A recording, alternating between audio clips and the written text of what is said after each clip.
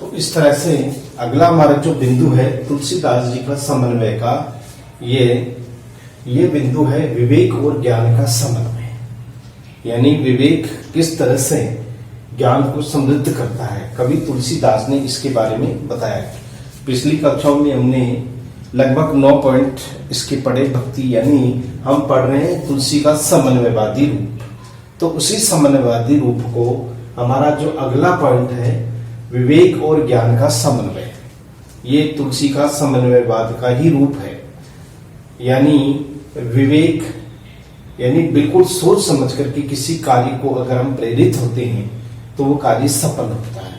तो कवि तुलसीदास ने भी ये बताया है कि ज्ञान विवेक से ही ज्ञान का क्या होता है, उदय होता है। बिना विवेक के ज्ञान का उदय भी नहीं हो सकता। इसलिए अविवेकशील व्यक्ति अज्ञानी होता है, ये भी तुलसी ने बताया। तो अब हम ये इस विचार करेंगे विवेक और ज्ञान का समन्वय, किस तरह से विवेक और ज्ञान को उन्होंने महत्वपूर्ण माना है।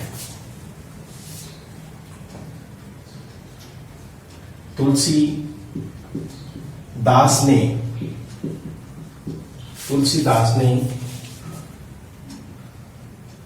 अविवेकशीलता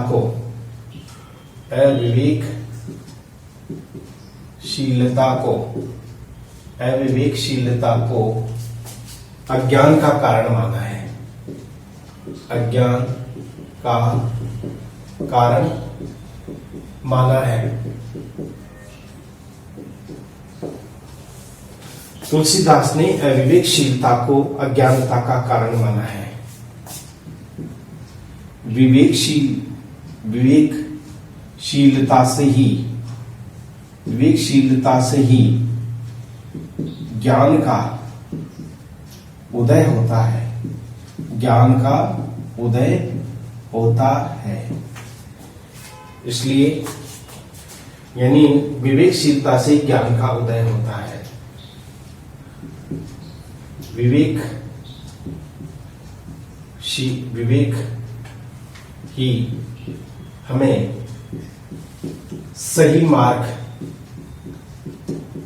मार्ग प्रशस्त करता है।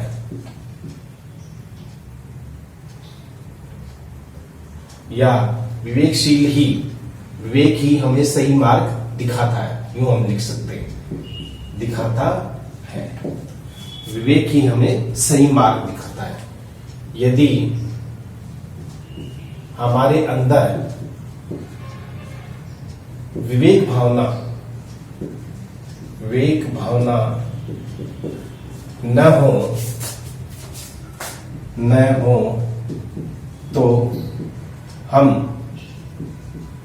दिशाहीन हो जाएंगे।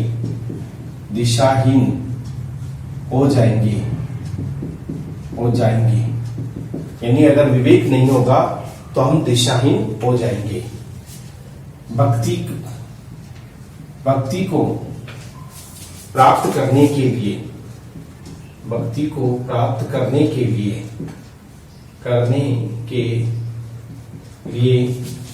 विवेक और ज्ञान दोनों की आवश्यकता होती है। यानी कि भक्ति को प्राप्त करने के लिए विवेक और ज्ञान दोनों की आवश्यकता होती है।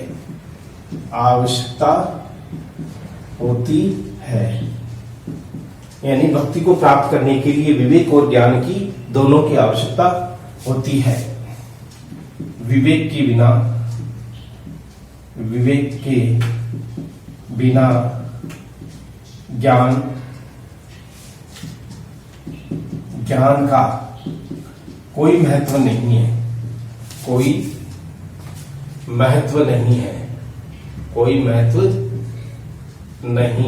है।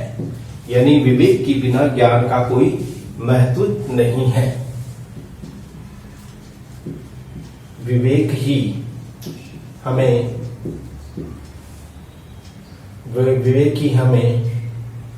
अच्छे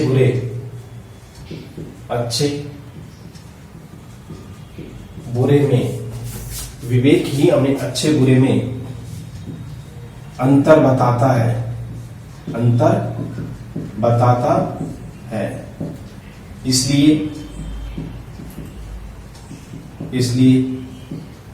तुलसी ने विवेक और ज्ञान में, इसलिए तुलसी ने विवेक और ज्ञान में समन्वय स्थापित कर दिया। समन्वय स्थापित कर दिया है। इसलिए तुलसी ने विवेक और ज्ञान में समन्वय स्थापित कर दिया है, जिससे भक्ति का रूप दिव्य हो गया है। विवेक और ज्ञान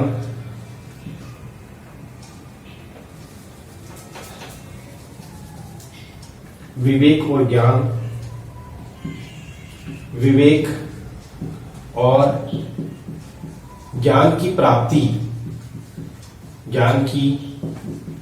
प्राप्ति ईश्वर और गुरु के माध्यम से ही,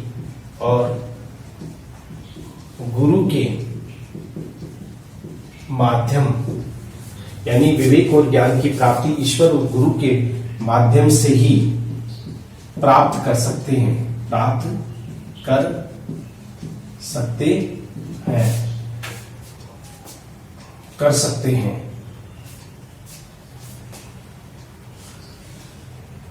विवेक यानी ईश्वर और गुरु की कृपा के माध्यम से ही प्राप्त कर सकते हैं। बिना विवेक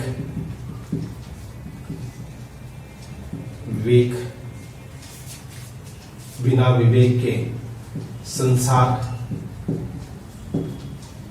व्यक्ति को मूर्ख कहता है।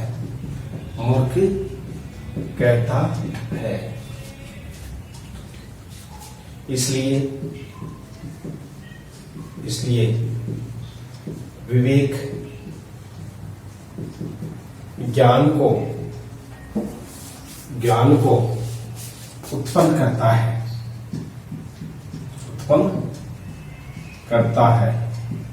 हम कह सकते हैं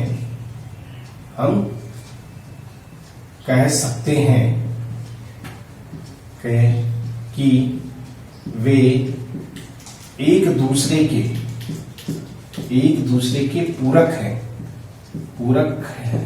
तो इसलिए हम ये बात कह सकते हैं, ये तुलसीदास जी ने ज्ञान को भी अनिवार्य माना है और विवेक को भी।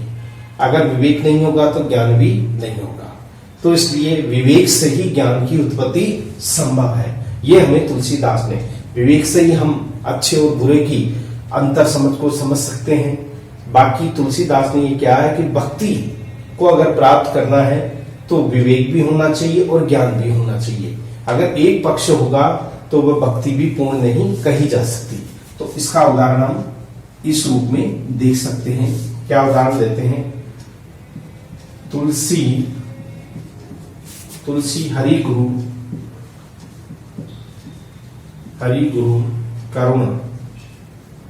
करुणा बिनु विमल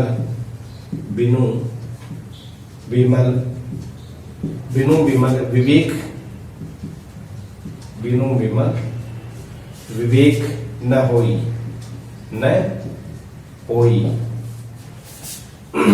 बिनु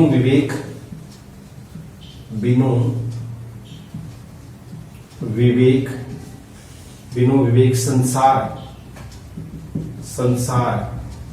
घोर निधि पारन पावे पार न पावे, पारन नहीं है, पार न पावे कोई। अर्थात ये भी उन्होंने कहा तुलसी ने, तुलसी हरि गुरु करुणा, बिनु विमल विवेक न होई, बिनु विवेक संसार घोर निधि, पार न पावे कोई। बिना विवेक की, बिना ज्ञान के न तो ईश्वर की कृपा दृष्टि प्राप्त की जा सकती है और न ही ज्ञान प्राप्त किया जा सकता है।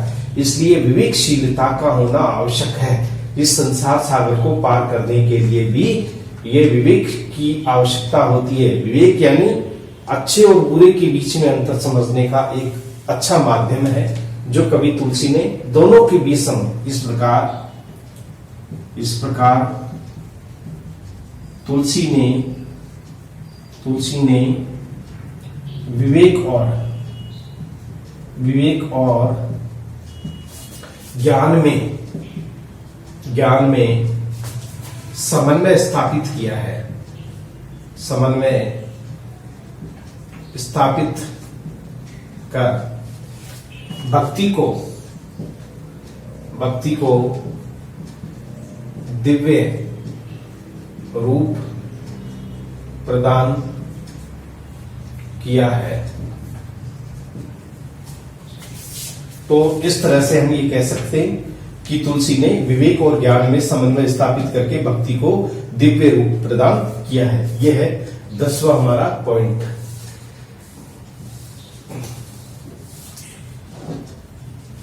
तो ये 10वां पॉइंट है जिसमें तुलसी ने अविवेकशीलता को अज्ञान का कारण माना है। विवेकशीलता से ज्ञान का उदय होता है। विवेक ही हमें सही मार्ग दिखाता है।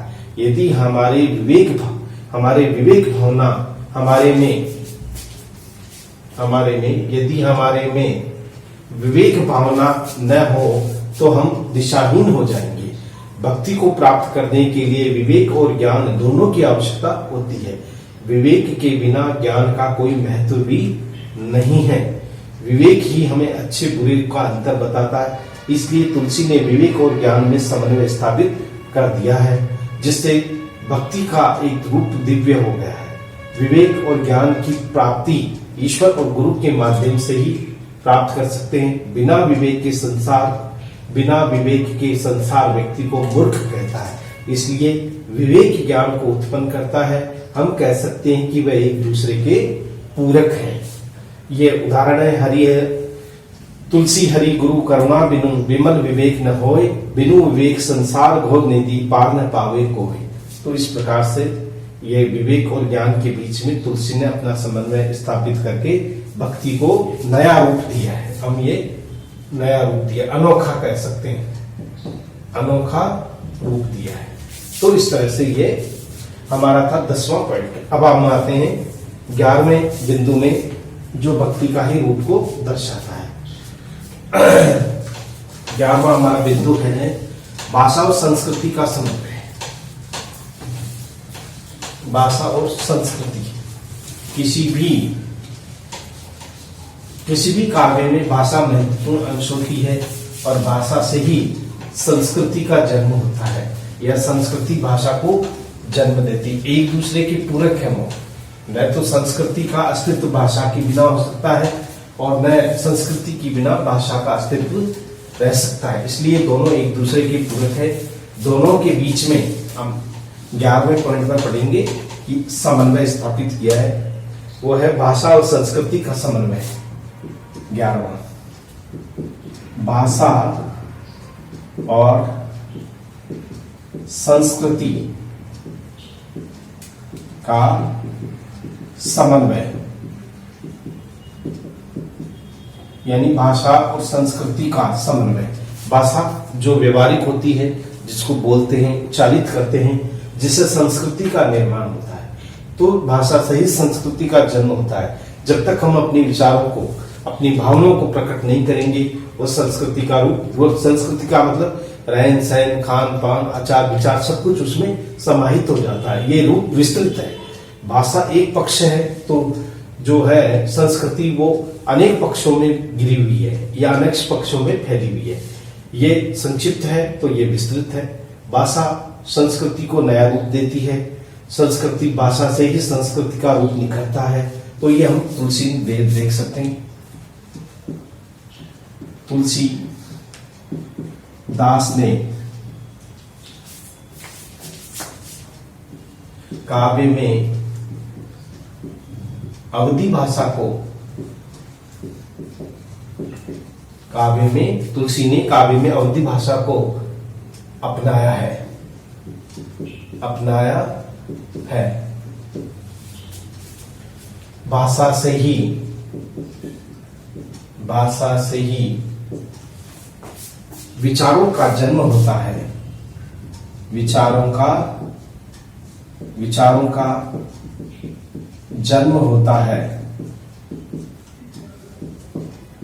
विचार हमारे संस्कृति का, विचार हमारी संस्कृति का निर्माण करते हैं,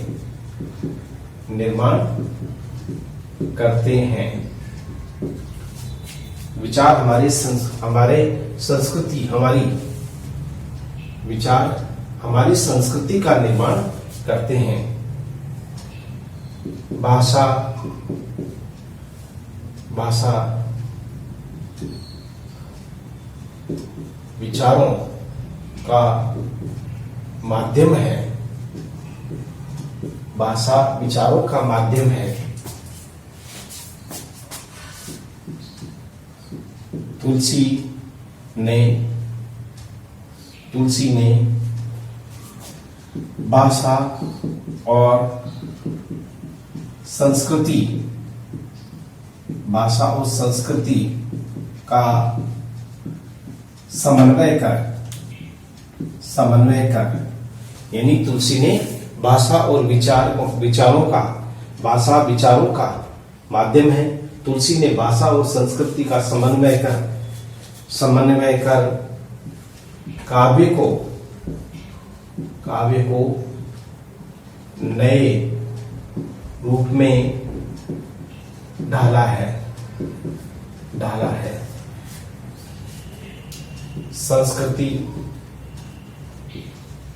संस्कृति का संबंध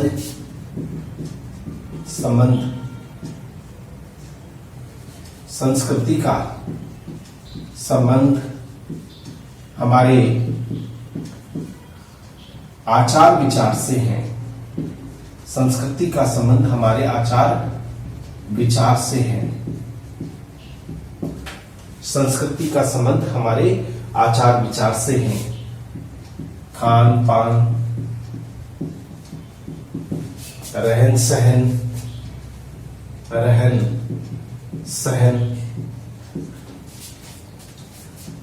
वेशभूषा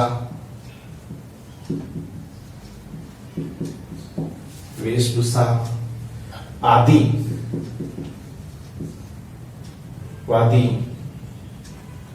संस्कृति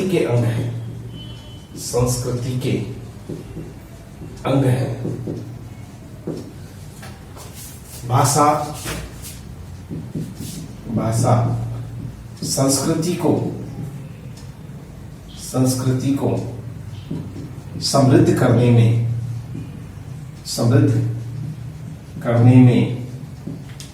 अपना योगदान देती है,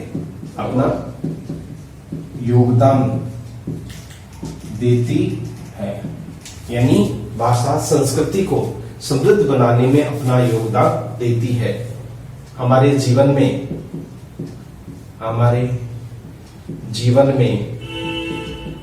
भाषा से ही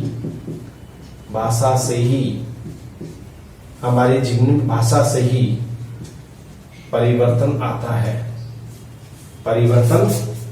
हमारे जीवन में भाषा से ही परिवर्तन आता है। यह परिवर्तन जीवन उपयोगी होता है।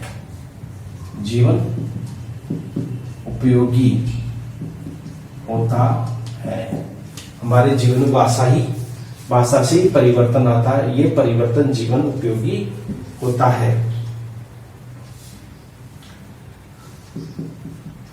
भारत की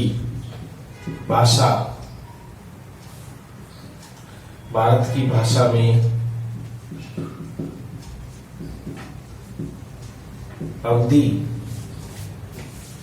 का महत्वपूर्ण योगदान है। भारत की भाषा में अवधि का महत्वपूर्ण योगदान है। इसे नहीं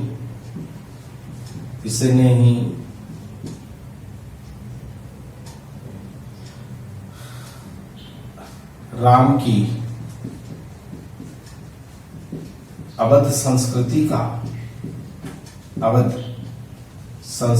का निर्माण किया है। तो हम ये कह सकते हैं कि अवधि का महत्वपूर्ण योगदान है और इसी से ने राम की अवध संस्कृति का निर्माण किया है। तुलसी ने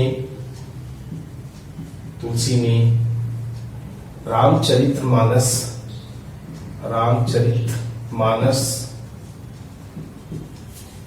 एवं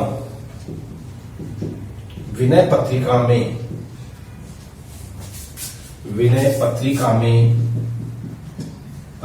में भाषा और संस्कृति का समन्वय स्थापित किया है। तो हम ये कह सकते हैं कि किस तरह से भाषा और संस्कृति एक दूसरे की पूरक है।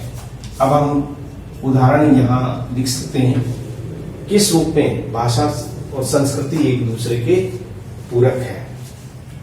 ये उदाहरण हम ले सकते हैं एक तरह से अवधी भाषा का है। ये अवधी भाषा का उदाहरण है। कोई भी उदाहरण आप अवधि से ले सकते हो क्योंकि भाषा और संस्कृति देखिए मुखिया मुख सो चाहिए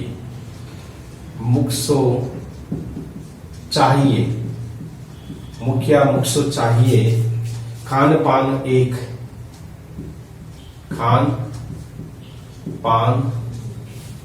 को एक पाले पोसे सकल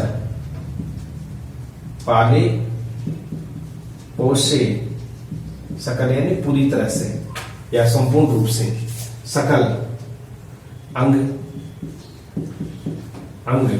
तुलसी सहित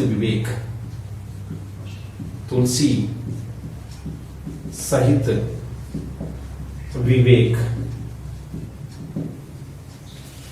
तो उन्होंने ये इस बात को सामने रखा है। मुखिया मुख सो चाहिए खान पान एक पाले पोसे सकल अंग तुलसी सहित विवेक। कवि तुलसीदास जी कहते हैं कि जो जिस तरह से परिवार का मुखिया होता है और जो परिवार जिस तरह से वो मुखिया डालना चाहता है उसी के अनुरूप सबका खान पान एक होता है। तो यानी उसमें दुराव छिपाव नहीं होना चाहिए। पाले पोसे सकल अंग, जिस तरह से हमारा जो अंग है हम जिसे मुख से खाते हैं और लेकिन वो मुख से खाने वाली जो चीजें हैं वो सारे अंगों का निर्माण करती है। तो इस तरह से जिस तरह से पूरे गांव का मुखिया पूरे गांव के हित की सोचता है, तो इस तरह से कबीर ने तुलसी ने भाषा और संस्कृति को भी एक अभिन्न अंग के रूप में स्वीकार किया है। इस प्रकार तुलसी ने भाषा और संस्कृति में समन्वय स्थापित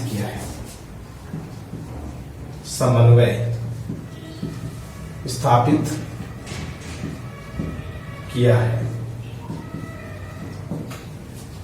यानी भाषा और संस्कृति को लेकर कोई विवाद नहीं होना चाहिए, आपसी मनमुटाव नहीं होना चाहिए, आपसी टकराहट नहीं होना चाहिए, यही इसमें बताना चाहते हैं। तो तुलसी ने रामचरितमानस और विनय पत्रिका में क्योंकि विनय पत्रिका की भाषा ब्रज है तो वहीं रामचरितमानस की भाषा जो है वो हम मान सकते हैं कि वो रामचरितमानस की भाषा अवधी भाषा है।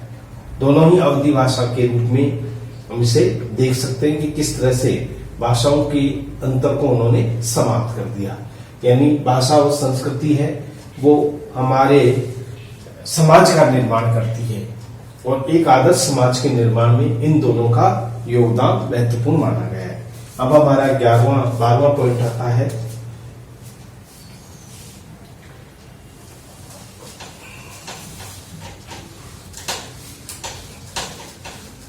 बारहवां पॉइंट है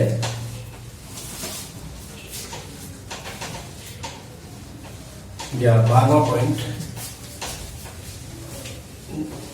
किस तरह से तुलसीदास जी ने भक्ति के उस रूप को यानी समन्वयवादी रूप को सामने रखा है। भाषा और संस्कृति के बाद जो अगला हमारा रूप है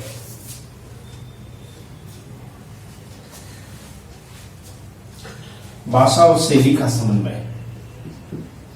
12वां है भाषा और शैली का समन्वय। अलंकार शैली, छंद शैली जितने भी है भाषा, ये कला पक्ष के रूप में हम इसे देख सकते हैं। तुलसी ने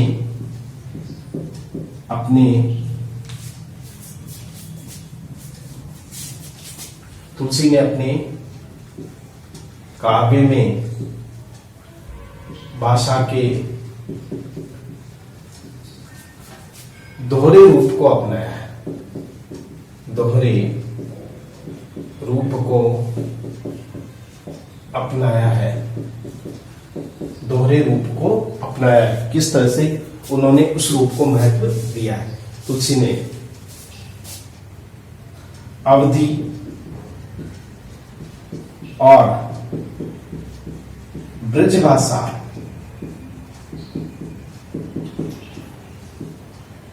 तुलसी के काव्य की, इस प्रकार अवधि और ब्रजभाषा तुलसी के काव्य की भाषा रही है।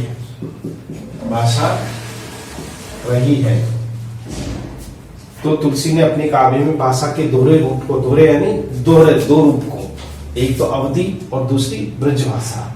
अवधि जो ब्रजभाषा थी उसमें भी रामचरित्र के साथ रामचरित्र का ही वर्णन उसमें किया गया है। यानी कि कहीं कहीं कृष्ण भक्ति का रूप भी हमें देखने को मिलता है। कृष्ण गीतावली जिसे हम कह सकते हैं, जिसमें कृष्ण के जीवन चरित्र को यानी ब्रह्म को भी एक रूप में माना है। यानी राम और कृष्ण में भी एकता स्थापित करने का काम किया है तुलसी ने भाषा के माध्यम से। तो अवधि और ब्रज भाषा तुलसी के काव्य की भाषा रही है। तुलसी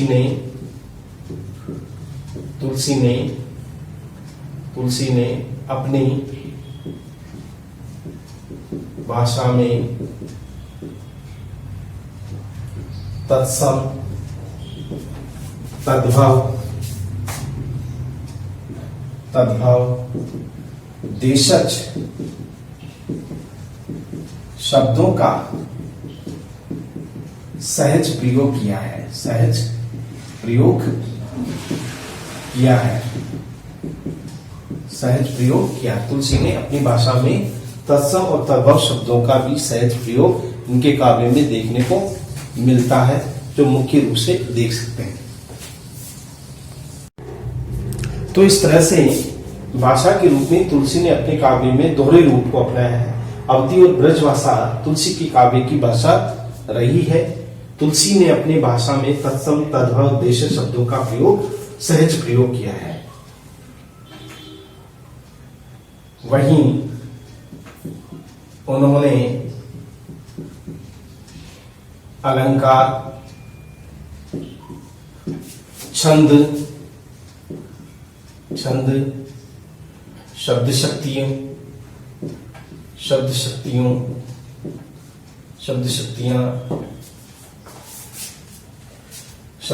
मुहावरे और लोकोक्तियां, मुहावरे एवं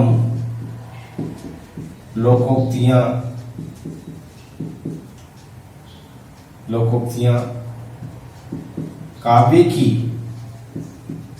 प्रमुख शैली रही है। प्रमुख शैली रही है। यानी इनके सहारे ही उन्होंने लोकोक्ति, मुहावरे, अलंकार, छंद, शब्द शक्तियां इन सब काव्य की ये प्रमुख शैली रही है। तुलसी ने अवधि तथा ब्रज भाषा के बीच भी तुलसी ने अवधि और ब्रज भाषा के बीच भी समन्वय स्थापित कर काव्य को भिन्न रूप में प्रस्तुत किया है। यानी कि तुलसी ने अवधि और ब्रज भाषा के बीच समन्वय स्थापित कर काव्य को भिन्न रूप में प्रस्तुत किया, यानी अलग ही रूप में। काव्य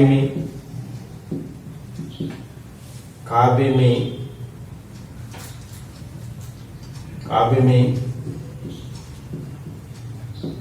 अलंकार शैली का प्रभाव देख सकते हैं।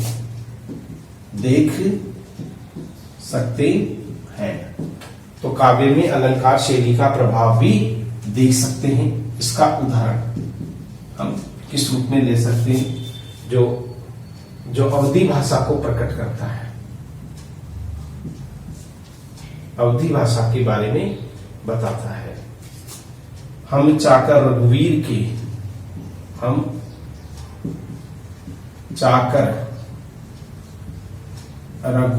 के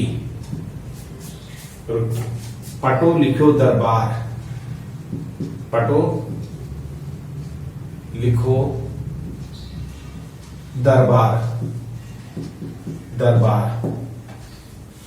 तुलसी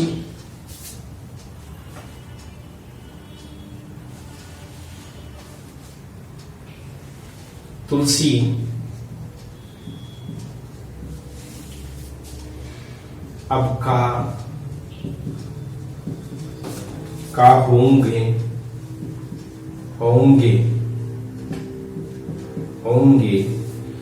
नर से मन शब्दार।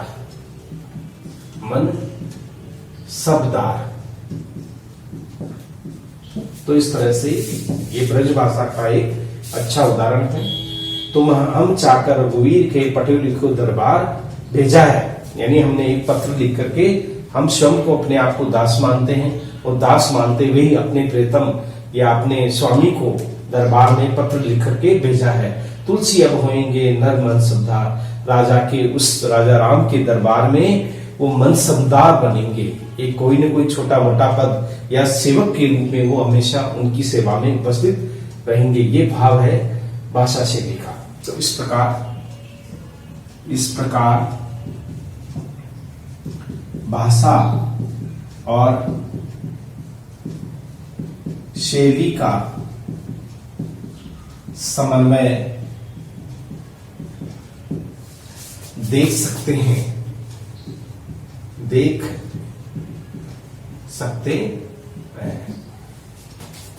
तुलसी ने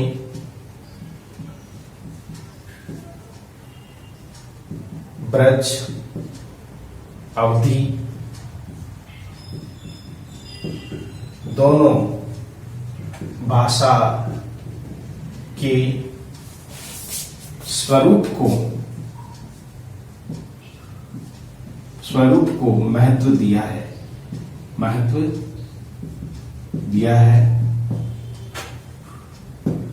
तो इस तरह से हम ये कह सकते हैं तुलसी ने ब्रज और अवधि दोनों भाषाओं के स्वरूप को महत्व दिया है। ये भाषा की जो विविधताएं हैं वो भी हम इनके काव्य की विशेषता के अंतर्गत देख सकते हैं। तो ये था तुलसी के लगभग 12 मुख्य बिंदु जो तुलसी के उस भक्ति भाव को स्पष्ट करते हैं। यह तुलसी के समन्वय भाव पर अपने विचार रखते हैं। समन्वय का मतलब होता है मेल मिलाप। जहां भी कहीं विरोधाभास हो उनके बीच में वो विरोध समाप्त करके उनके दोनों के बीच में एकता स्थापित करना ही समन्वयवाद है।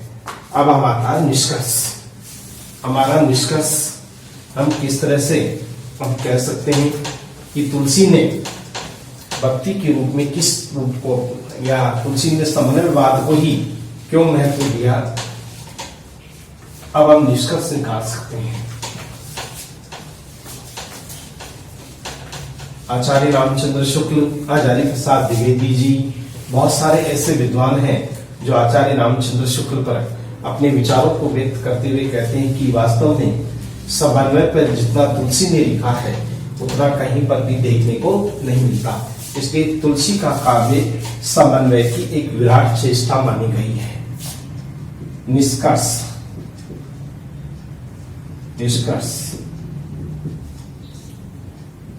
इस प्रकार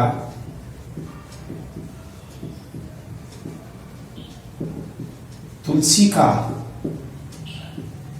संपूर्ण काव्य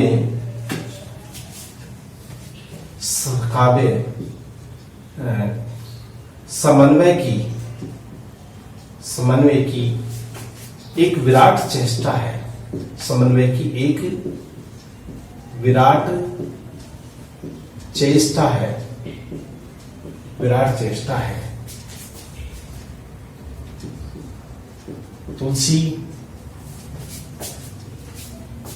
तुलसी के समय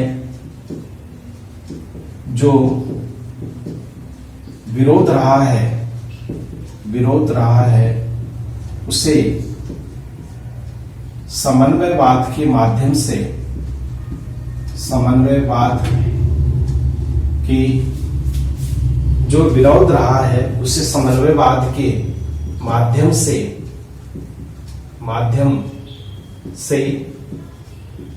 समाप्त कर दिया। तुलसी ने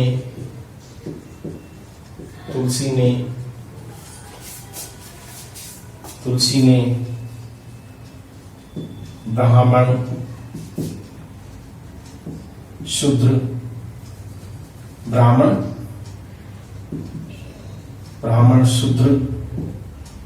निर्गुण सगुण,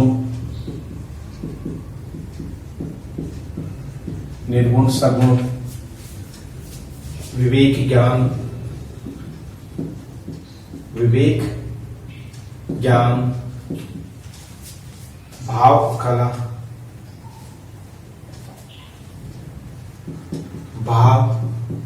एवं कला, भक्ति दर्शन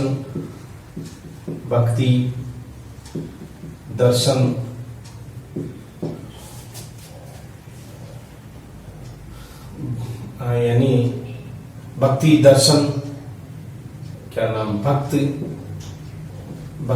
एवं वैराग्य,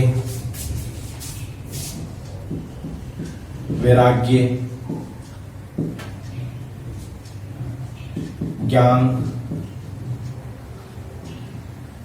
और भक्ति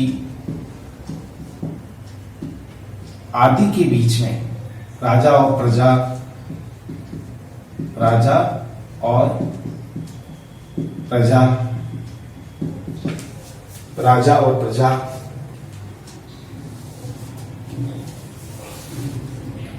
आदि के बीच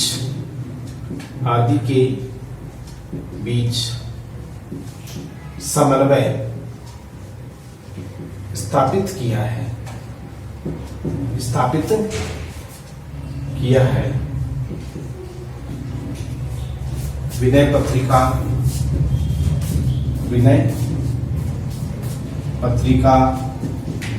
एवं रामचरितमानस